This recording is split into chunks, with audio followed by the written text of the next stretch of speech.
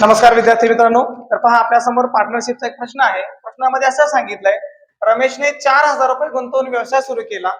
3 महिन्यानंतर विशालने 8,000 रुपये गुंतवले आणि शेवटच्या 2 महिन्यासाठी राकेशने 20,000 रुपये गुंतवले.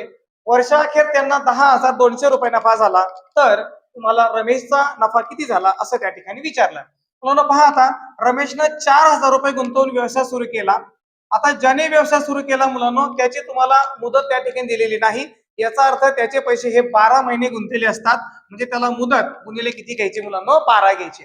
तर याचा गुणोत्तर आता विशाल सोबत.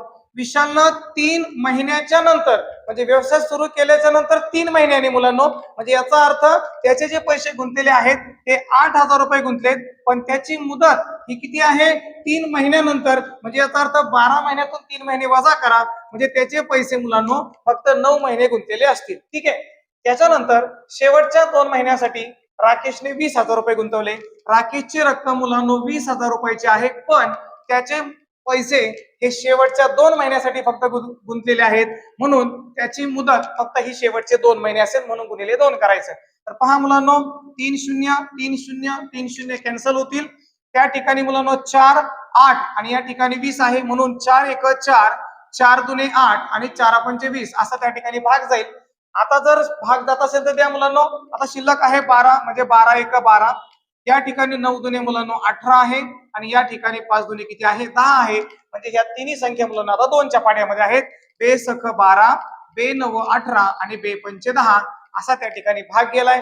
हा जो संक्षिप्त भाग आहे हे आपलं नफ्याचं गुणोत्तर आहे मुलांनो, तिघांचं मिळून. मग याच्या ठिकाणी आता यांची बेरीज करा. 6 आणि 9 15, 15 आणि 5 मुलांनो 20. म्हणजे याचा अर्थ नफ्याचे 20 वाटे त्या ठिकाणी झालेत मुलांनो, आणि एकूण नफा आपल्याला 10,200चा आहे. म्हणजे 20 वाटे बरोबर 10,200 रुपये असेल.